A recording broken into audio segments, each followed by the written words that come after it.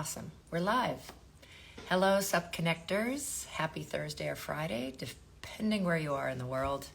Happy to be here. My name's Kristen Thomas, and Sup Connect lets me do this every Thursday. I get to chat with interesting, amazing people all around the world. We're going all the way to England today, so thank you. You guys are good sports because it's pretty late in the evening there, 8 p.m. I believe.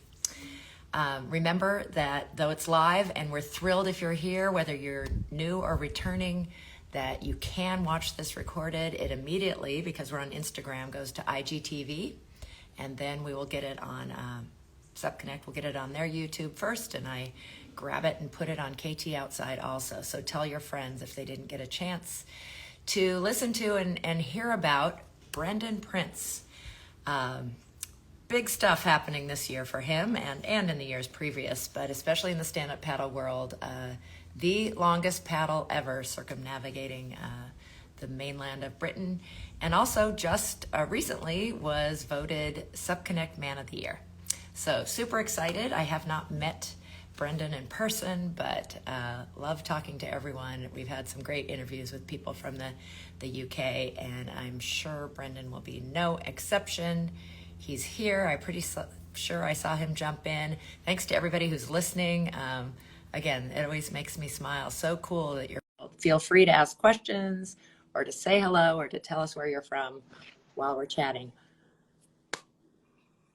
Can you hear me? Hey, how are we doing? Yay! I can hear you loud and clear.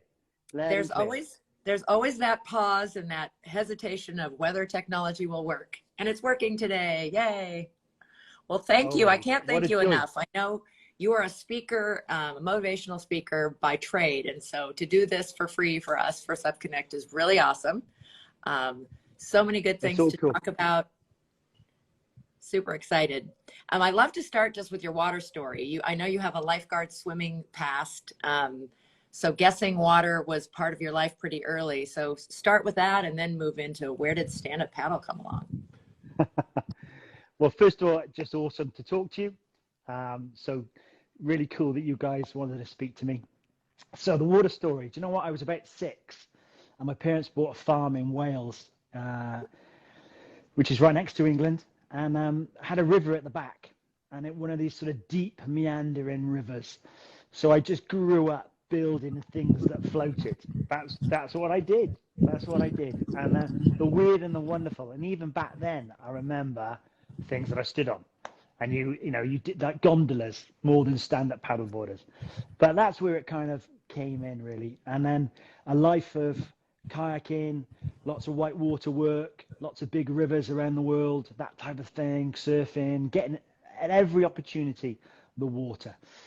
And then a local surf company actually said, do you want to try this really big surfboard? So I was one of those first people that kind of people pointed at and laughed at because I was standing doing this with a paddle that was so heavy that after 4 or 5 minutes, your shoulders were killing. So yeah, I got into stand-up and just loved it. And, I've got a background of playing rugby all my life, and which means that most of my body doesn't work anymore. So the pop-up, things like we started to hurt through my 30s into my 40s. And stand-up paddleboard just meant there's a lot of shoulder work. My shoulders are still good. And it didn't hurt in the same way surfing did. It didn't hurt in the same way sitting down for a long time on a kayak did. So it just came naturally.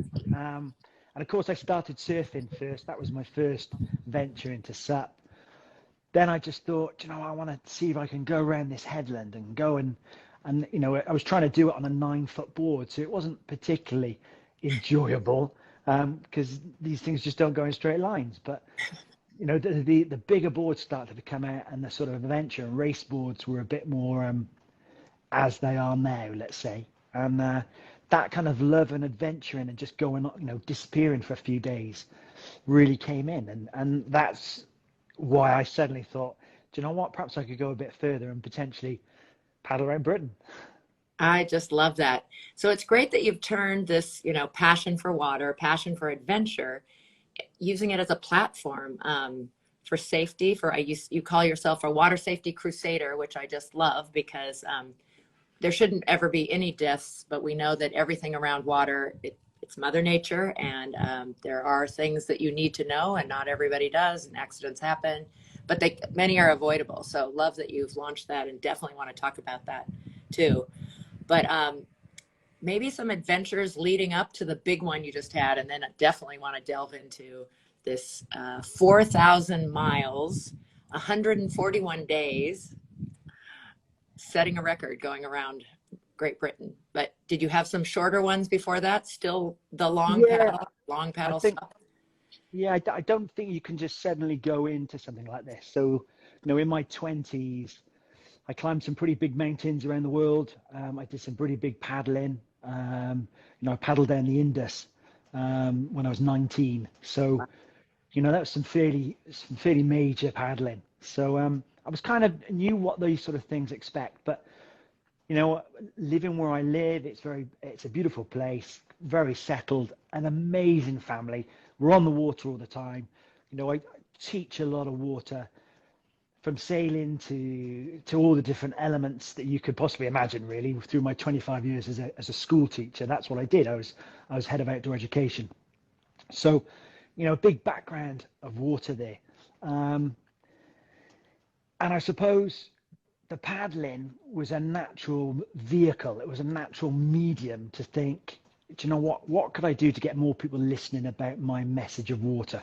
Because I mean, you'll be the same. If you spend long enough around water, you see people get into trouble. And as a lifeguard as well, unfortunately, I've lost too many souls, and most of those, if not all of them, were accidental, accidental drowning.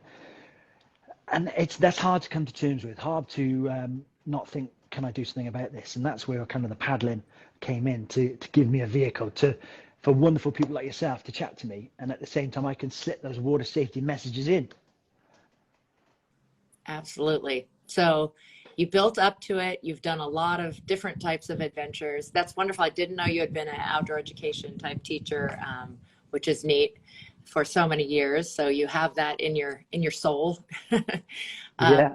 Again, stand-up paddling is an amazing vessel, and it really is quite flexible. So interesting that you started with sup surfing, and then, oh, can I go around, like you said, the headlands, and where can I go with this, and where is the next adventure? But being the first to do things takes a lot of chutzpah, they say. You have to have a confidence, which you've earned over a lifetime of being on the water, I would think. Um, but I think I really give kudos to people like you who have also taken it as a chance to get people to listen, and you get attention, and therefore you can give out that message. So we want to talk a lot about safety and about that message. But how about just the actual act of 141 days of going around Britain? Can we talk a little bit about that adventure that happened in 2021, right? Yeah, so this time last year I was just sort of coming to the end of it. Yeah, 141 days. I'll keep it as simple as possible, really. I suppose the paddling, the majority of the paddling, because I trained for it, I was prepared for it. The gnarly headlands, the big beaches, and I wanted to do it unsupported, because I wanted to show that you could leave from a beach and all that's entailed in getting out there, which, let's face it, some days took 4 or 5 attempts over the course of 2 or 3 hours just to get through Wow. breaking waves, on certain beaches. And because I had to start where I left off the day before, there's no thinking, well, I'm going to go to the end of the beach and start there, because that wouldn't be every inch covered. So, I wanted to do it in that manner, which meant that 80% of the paddling was good, solid paddling. 20% was horrific, because you had, those days where you had the big wind on your back, and you knew that 50k down the road, that big wind was coming in at 8-10 foot swell breakers coming in, and some were easy and cruised in and brilliant, and others I absolutely binned out. There was a surf lifesaving club in North Devon where it's not far from here. It's around the southwest coast, and the whole of the surf lifesaving club ladies group, was about 50 women, came out to see me come in. And I've never come in on that beach before, so I didn't really realize that the way the rocks, I needed to stick out far left to come back in on right. And it wasn't until I'm surfing in did I suddenly see these rocks appearing. Oh, And yikes. I absolutely, the nose went in and I flew. I remember flying through the air thinking all these people are watching me. So, it didn't go smoothly always, but the whole point was to kind of prove that it could be done with the right confidence. And there are times when up in Scotland that, the weather, I pride myself on being able to read the weather and understand the weather and react to it. But sometimes when the weather comes off mountains, it changes in 15 minutes. And if you're 20K off the coast, there's not much you can do about it. So there were a couple of times where I just got in the water and held onto the back of that board and just try to stop it from being taken in the wind and the waves, but that's kind of, you can't do these things unless you understand that potentially could happen. And if it does, and if it's going to inevitably happen, that's when you have to look at yourself and think, have I got the skills? Have I got the experience? And I can just get through this. So, I have a mentality that means that I won't take risks, but they're calculated risks to some people. And, I've got a family. I'm not going to go out there and be crazy about these things, but you do have to take calculated chances if you're going to be the first person to do something where other people have tried and failed. Mm-hmm. Absolutely. Well, you kind of hit all the points because, as you said, you have, a background in adventuring. You had done the physical act of preparing, but let's get back to mental again. You said the mentality. There must have been some moments out there because that's one of the hardest parts of many different types of extreme or distance is when your head starts telling you you can't, or that little negative voice comes up. Did you have some of those moments? So I'll break it down to two things there. One, I'll break it down to the mental load that is 141 days. But first I'll say about that one day I had the moment, and that was on day one. So on day one, I put my paddle in the water. Bearing in mind, my training meant that I could go for 4 hours, half an hour break, 4 hours, half an hour break, 4 hours. I trained so I could do 12 hours a day paddling. So I'm in good shape. And that first paddle went in, and I thought, what the hell am I doing? Because the reality of that first paddle, when you've got 8 more million, is brutal. And the first day, I should have got 60, 70K. I managed about 30, and yet it took 5 times the length I should have done because the way the winds were.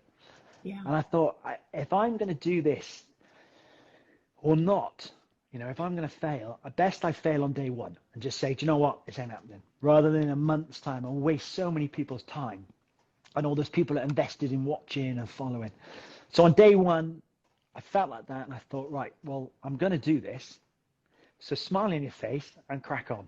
And do you know what? I never doubted myself on another day after that. Not at all. Wow. And then of course, I averaged 10 hours a day on the board, and 10 hours a day left to yourself can be horrific. It can be dangerous. It really can. So I played lots of games. I had a structure to my day. My first hour was about settling myself into the paddle. That the first 20 minutes are always the hardest till you get a bit of a sweat on, and so that first hour prepares you for the paddle. Second hour was very much about devotion for me. So just thanking for the day before and looking forward to the day ahead, and then thinking about the people I'd interacted with. So that took another hour. And then I had a couple of entertainment hours, so it might be a bit of music or play some games. And one of the best games I played that people love to hear, it took me 3 days. So 3 days is about 30 hours to name every human being I know. Oh, there you go. So, your mind goes down different avenues. So, my university days, and I'm naming all of those people, my school days, the people that came to you, can you name everybody that came to your wedding? Simple. Yeah, it takes real time and thinking about it. And whilst you're doing that, suddenly to keep yourself entertained. Otherwise, those little creeping things come in and say, you can't do this, or that was really hard. Why don't you give up and have another rest? And you start thinking like that, which you just can't do if you're going to go around. Because if you don't paddle, no one's going to paddle for you. So you've got to get those days done every day. Yeah. Wow, that is fascinating. And thank you for sharing. I've never really thought about, because I've never done anything like what you've done, um, maybe for one day, but to break it up is so smart to really have a plan for your day.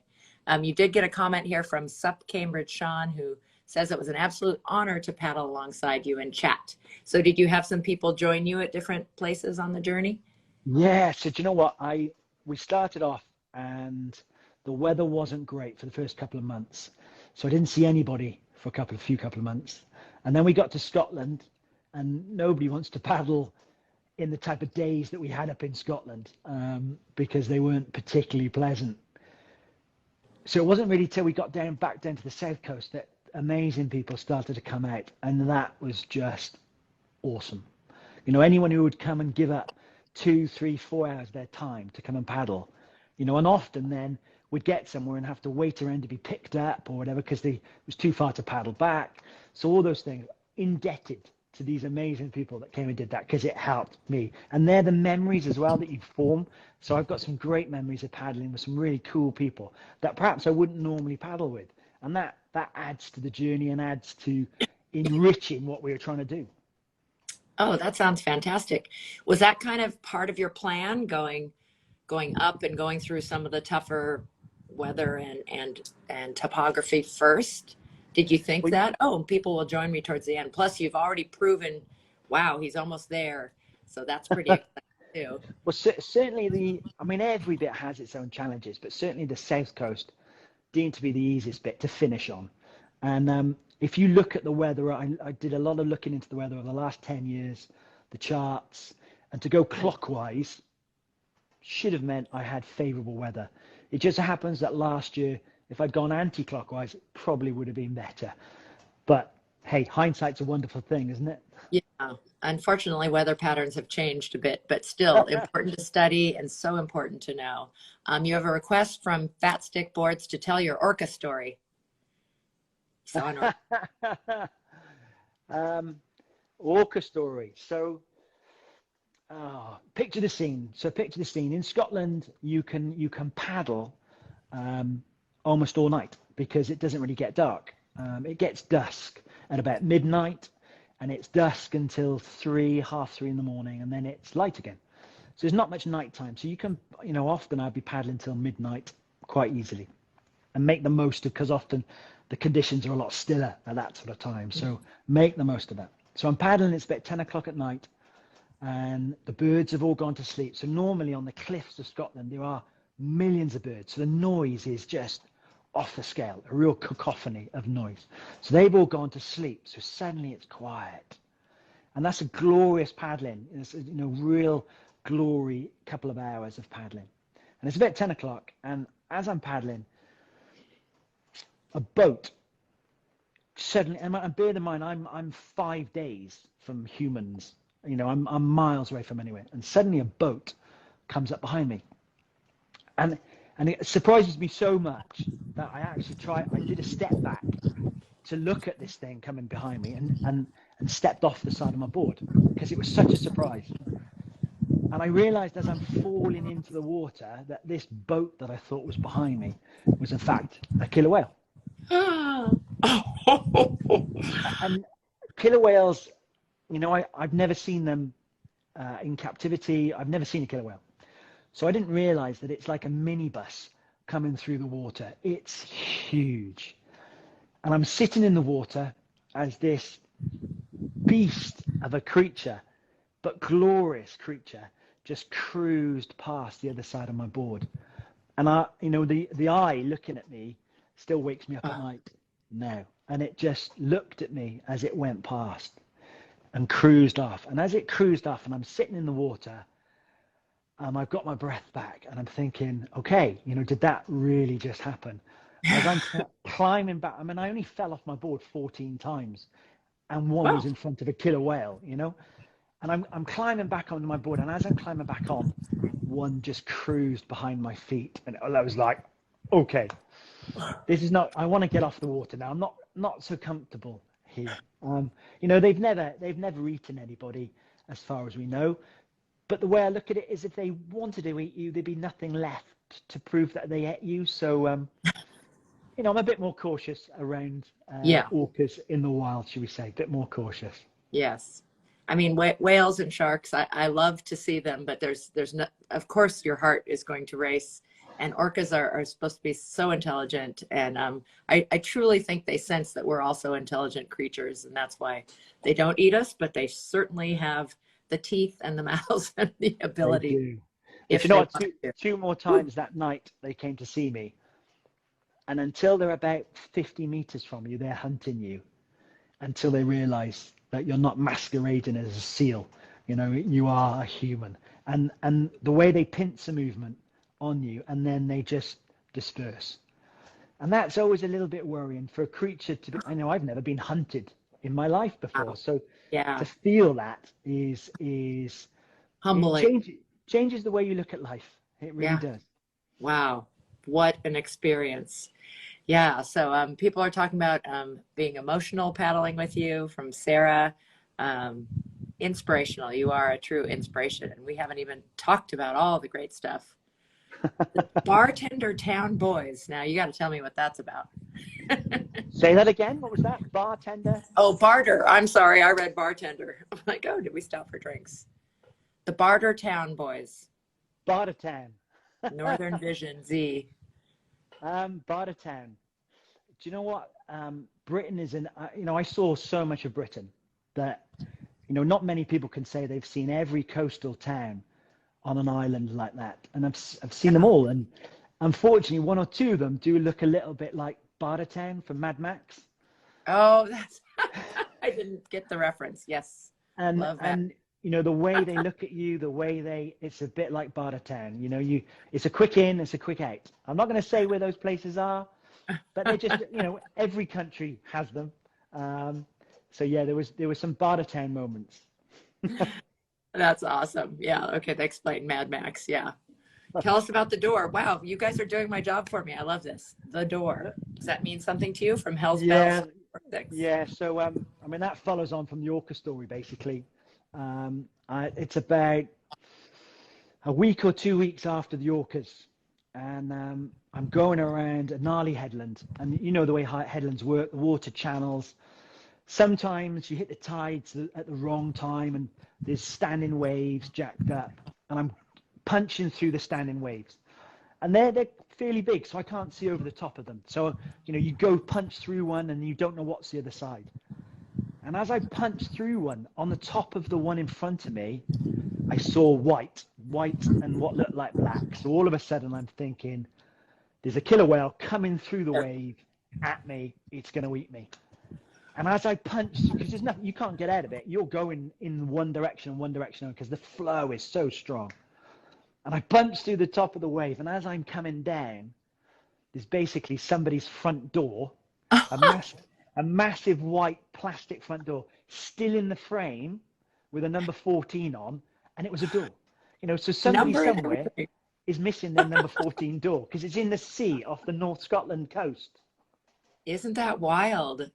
It would be so cool if sometime down the line somebody says, oh, we did a remodel and that was my door. Yeah, did they just throw it in the sea? Who knows? I saw quite a bit of litter, but I never saw a full front door with the frame all still attached, Well, I'm glad it was a door and not, we didn't have to change the story about the whales not getting you. Yeah, That's fantastic. trust me, Great I was story. happy with that too. Yeah. Well, as an instructor, as a crusader, you have a lot to tell about SUP and equipment, but I want to stay on adventuring for a moment and talk about your kit, one of my favorite words, which in America, we don't really have a good word for that. So kit, we need to adopt that. So Clobber. it's sometimes more than just the board and paddle. What did that kit look like? I call it the clobber, or the clobber. God, there's a lot of clobber involved. There's lots of kit involved with doing this type of activity because every day can be different. So there were the days where I'm almost like a submarine because the weather's hitting you from all sides, and I've got a dry suit on. Dry suit. And then right down, the dry suit I probably wore 3 or 4 days max out of the 141. And then what I class as my summer gear, shorts and boardies, I also only wore for 4 days out of the 141. So the other 130 odd was everything in between. Semi-dry suits. I'm not a big neoprene fan, so I don't tend to wear much neoprene because it boils you a bit too much. Yeah. But everything in between, from, a lot of kit I wear is the same sort of kit that you would wear if you were walking on the mountain. Good breathable kit that also protects you from the water coming that way.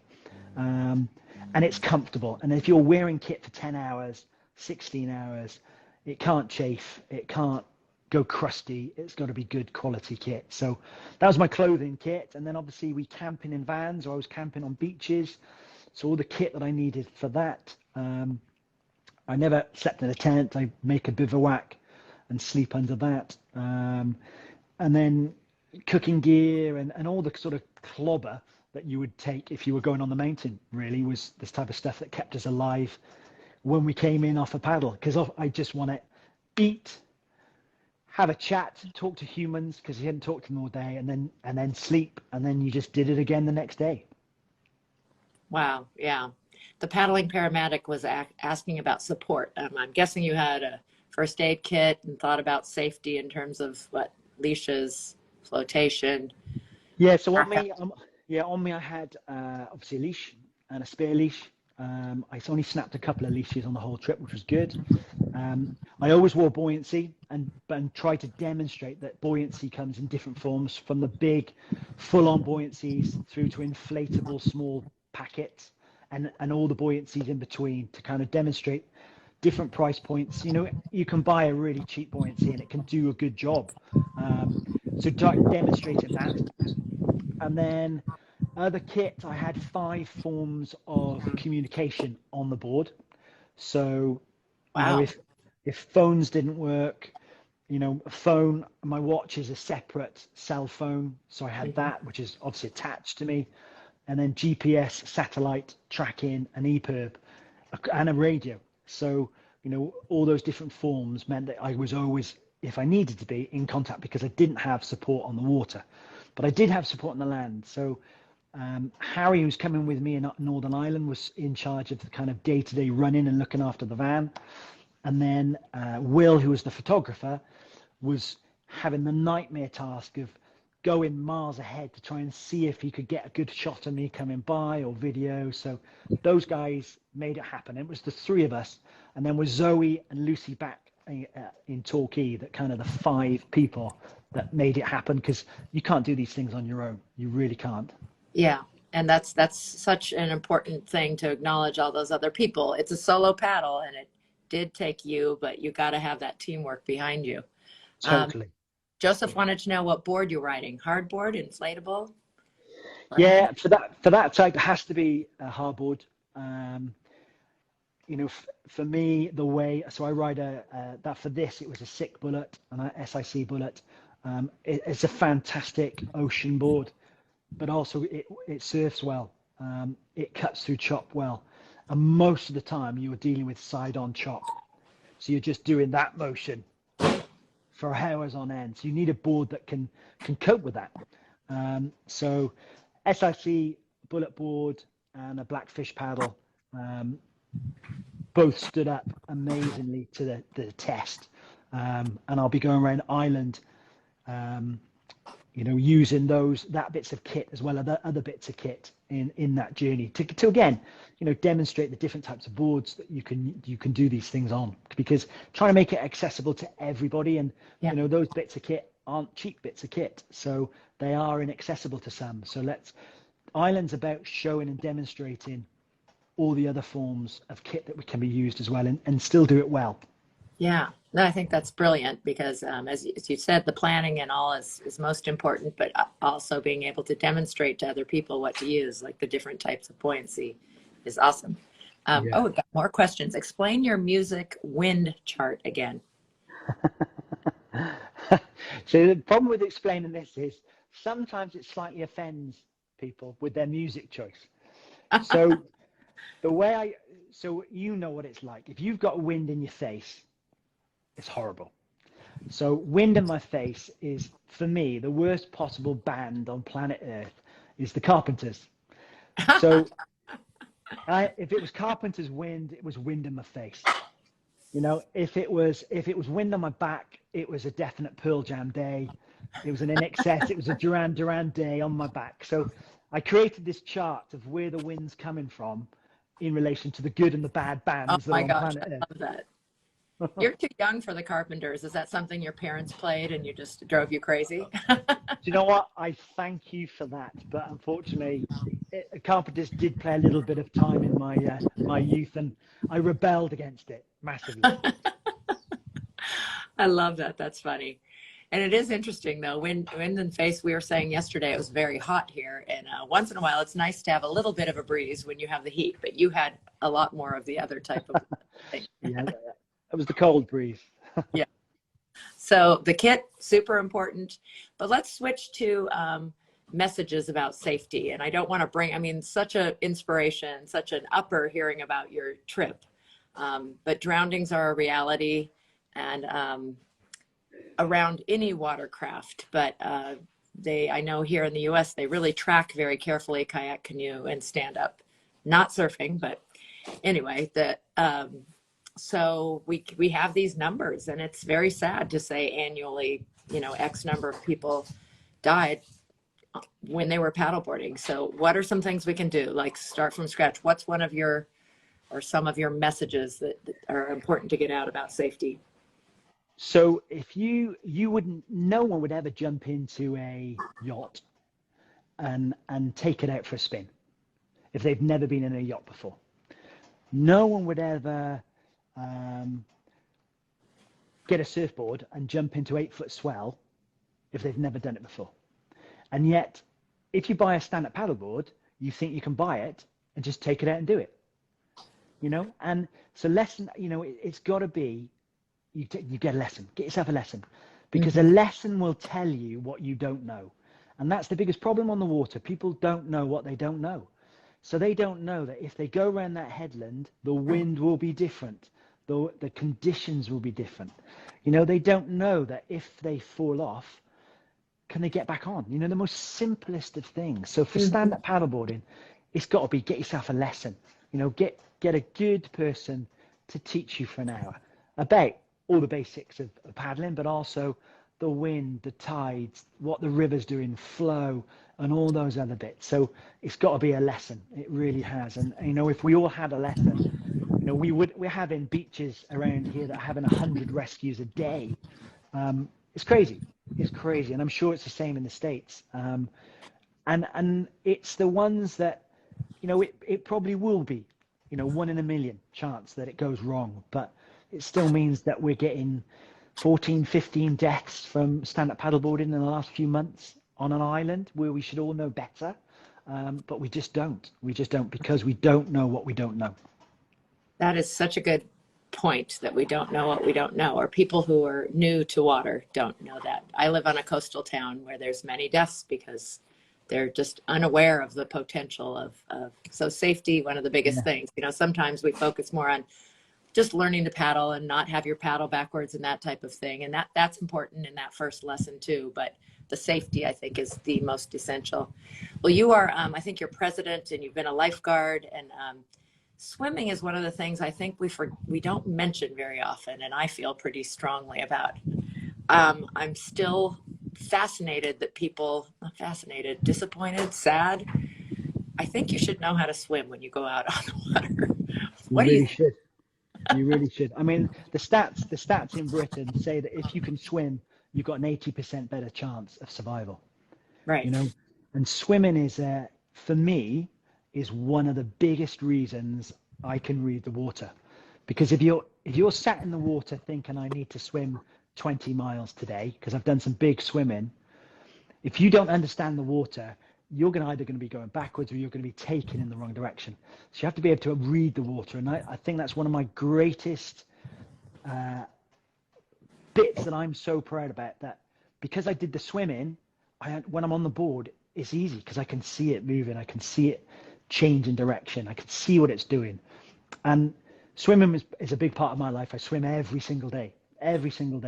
and my children do, and my wife do. We get in the sea every single day, and it's a big part of understanding what the water is. And when you understand it like that, you can see the many people around you that, my wife tells me sometimes just to switch it off because I'm swimming and I'm like those guys go around that headland like it looks like they're going to do, they're in trouble. So now I'm swimming over to just politely say, and sometimes they listen, and most of the time they tell you to sling your hook. That's a tough part of trying to share your good intentions and your advice. People don't Yeah. always want to hear it, but it's important to try. So thank you. Don't give up. Continue to try. You got to do it with a smile on your face and joke and normally they understand because you explain why, and sometimes I actually swim round corners with them to show them, and they realize very quickly then. Oh yes, there's a tide. There's a rip tide here or something. True. So there are certain organizations I think you've promoted and brought attention to. Do you want to give a shout out to maybe some of those doing good work Yeah, out? so I actually formed the charity Above Water, which is the water safety and education charity. It goes into schools. So we've been supporting that in everything we're doing. And the plan is a 5-year plan now. What was once a 1-year plan of last year has actually turned into a 5-year plan to try and get. Do you know what? If you hand a child a leaflet, a water safety leaflet, out of courtesy, they'll look at it, but they'll look at it for about 11 seconds. If you give them a game to play, which has the same information on, they'll play it for about 11 minutes. You can get a lot of info across in 11 minutes. So we're trying to create a water safety app, gamified app that Oh, children fun. can play. Yeah. So, that's a lot of money. And when I started this journey about 4 years ago, it wasn't as much as it is now, because in the last 4 years, prices of everything have gone through the roof. So that's why it's turned into a 5-year plan. So, of course, we support water safety charities. So in Britain, it's the R&I who do a fantastic job. Wave Project to take children who just need that extra boost in life into the waves to experience the joy and the furore and doing a bit of surfing.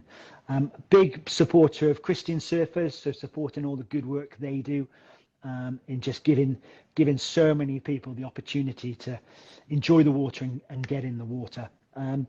Men's mental health in Britain, boys my age basically are going through some really difficult times. So we support different projects that really support men to find that one thing that to keep them, from going into dark places.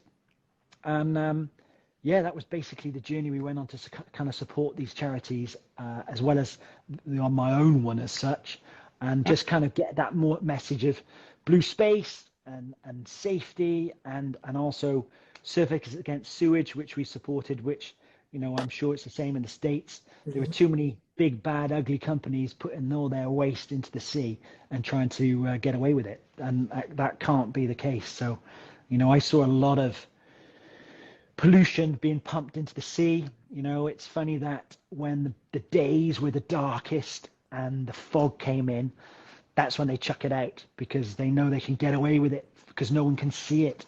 But when you're out there on the water in the middle of nowhere, you can smell it, you can feel it, and then of course you've got all the litter that's in the water.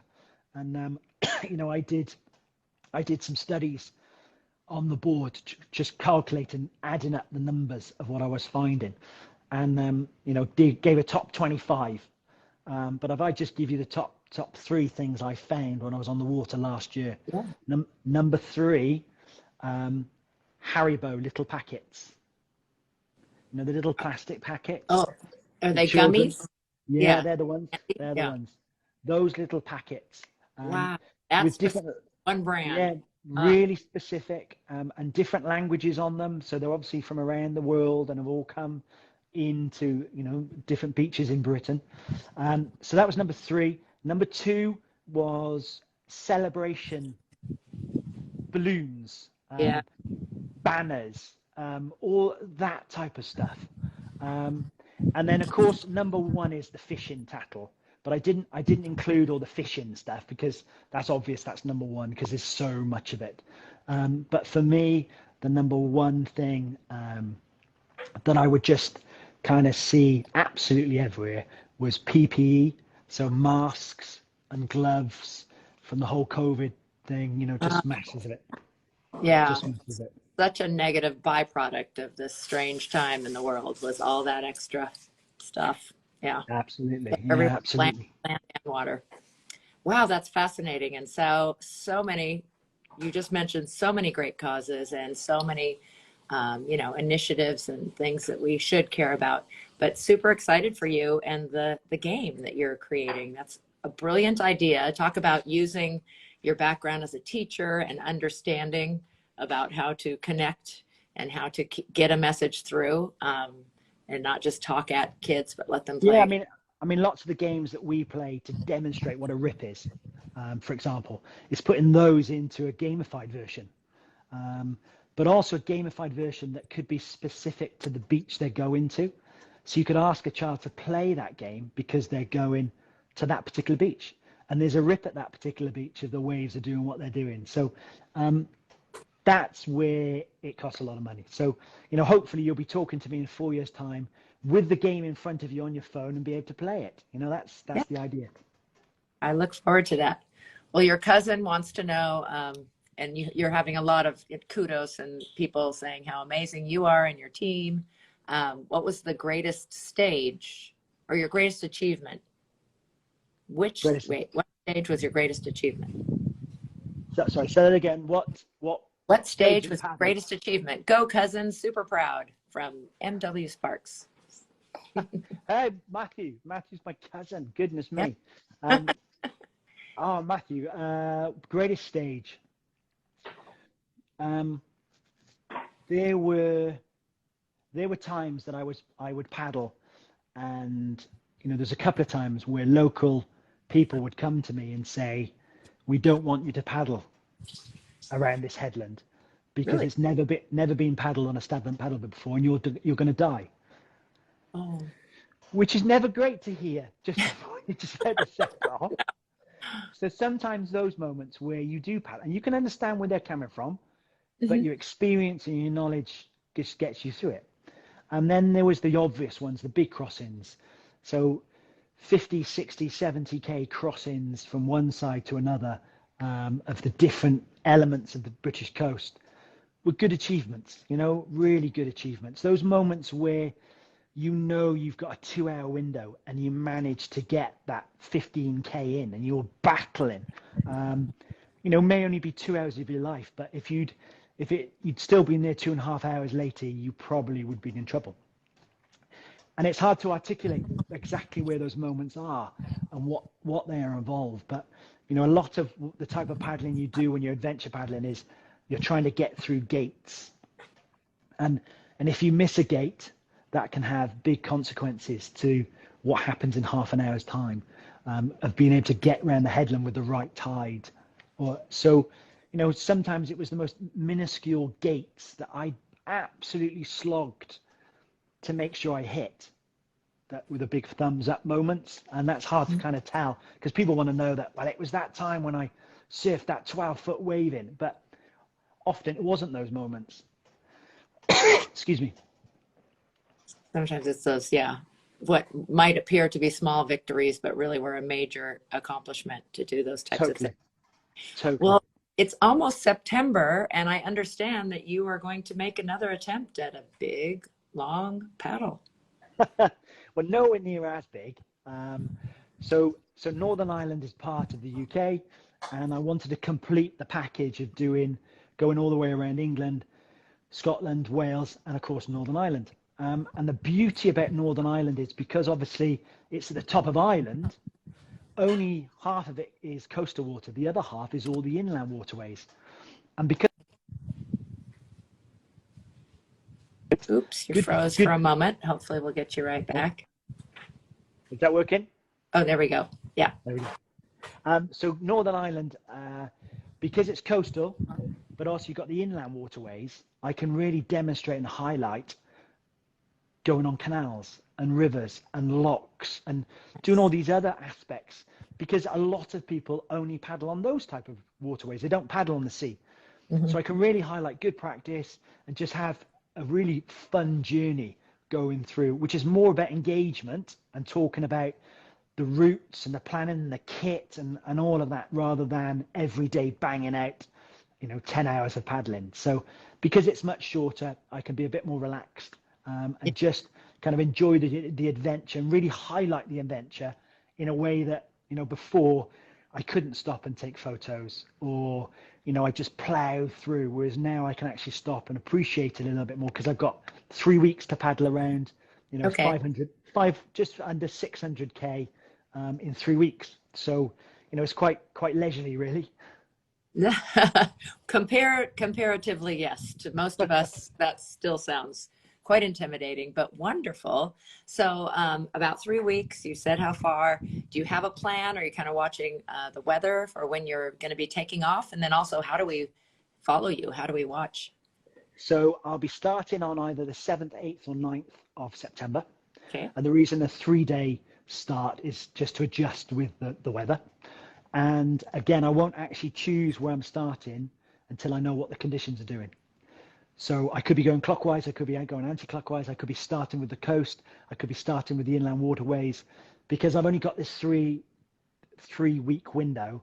I have to work with the weather beautifully, And if the weather's right at the right times, I'll attempt a couple of world record paddles whilst I'm out there, which will just keep everybody kind of entertained, and they can follow all of that on the website, because the website, thelongpaddle.co.uk, will have a tracker on there, so you can see where I am, what I'm up to every day. And of course, through social media, Long Paddle Sup, everything we'll be putting on there every day to, engage, tell you stories about what we're doing, and also highlight the water safety and just have a bit of fun. Wonderful. So you just said your website.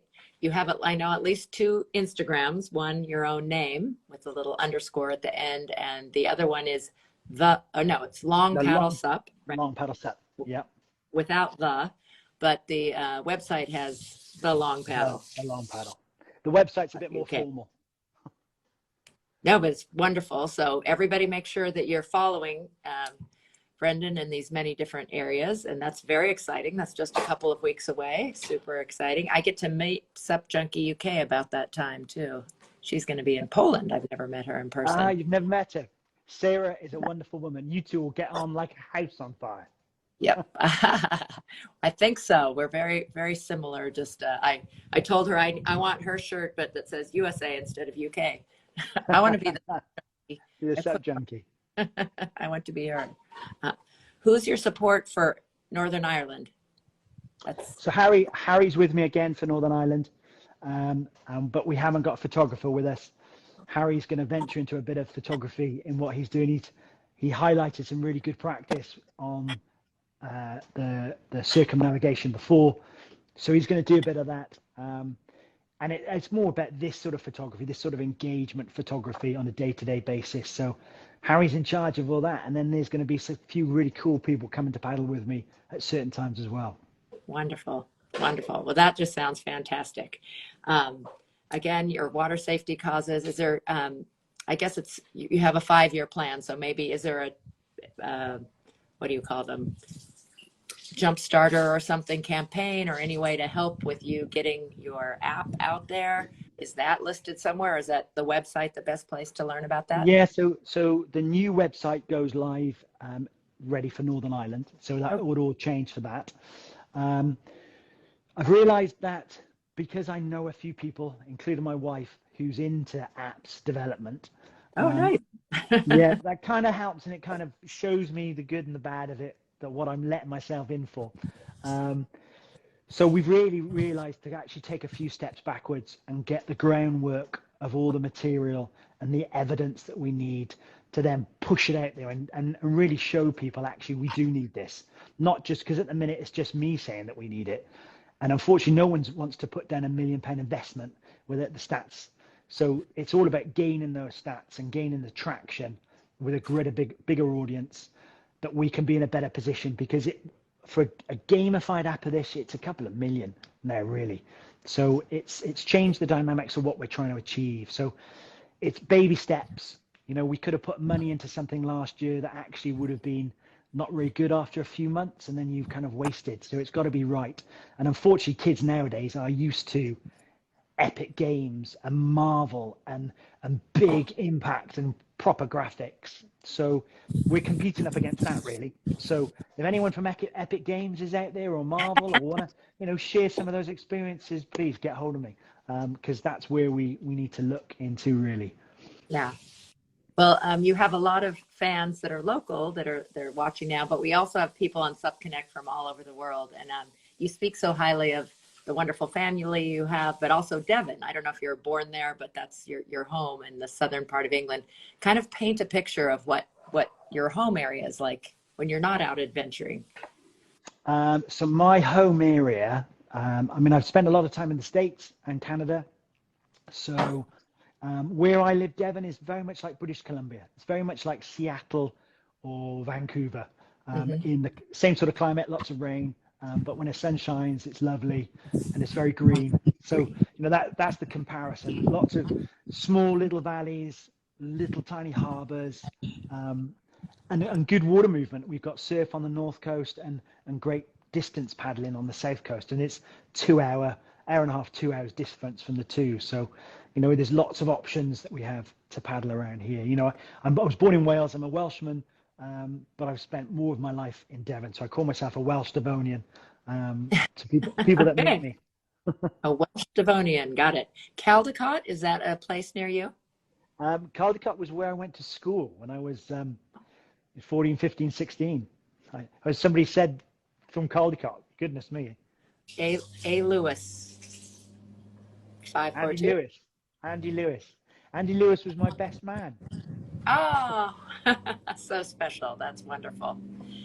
And yes, Sarah's reminding us to congratulate you again on SubConnect Man of the Year. I'm not involved in that, but I know there's many pieces that go into it, and you really exemplify the inspirational type of paddler out there doing a lot of great things.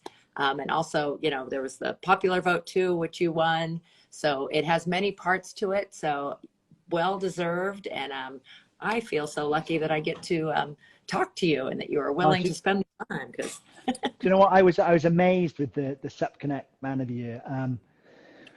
Why was I amazed? I was amazed because it's a lot of the traction from SubConnect is obviously stateside, and for you guys to recognize what I'm doing over here, I don't think a British man has won it before.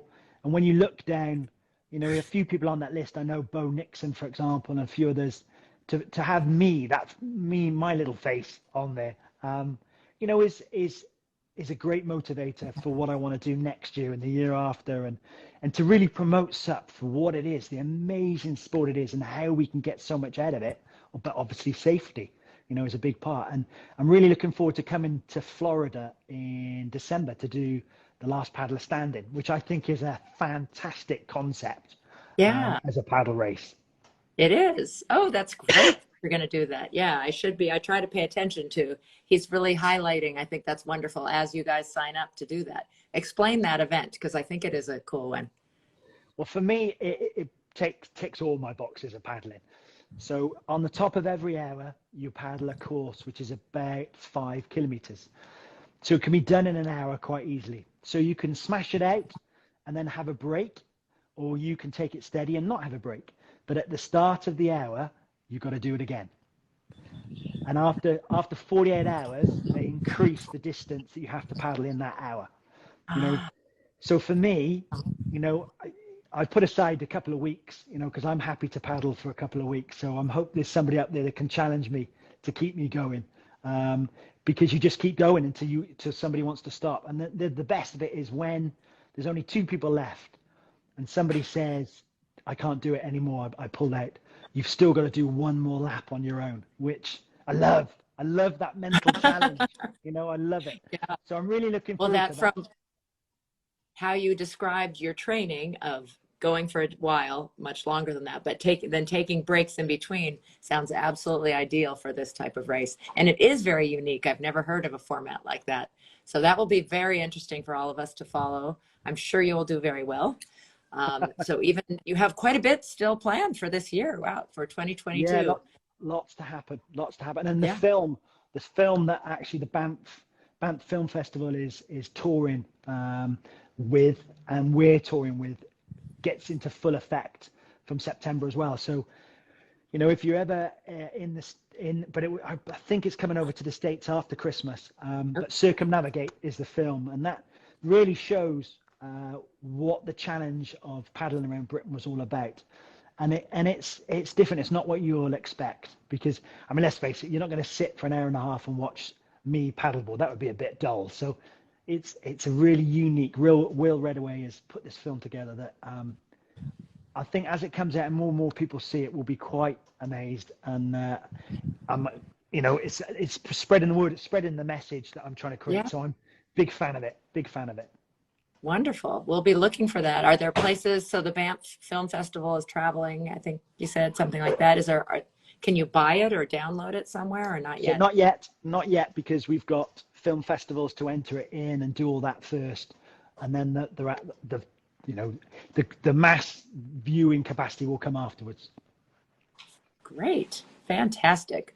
Well, it has been my honor to get to chat with you today and to learn more about the incredible journeys and things that you've done already and what you've got coming up.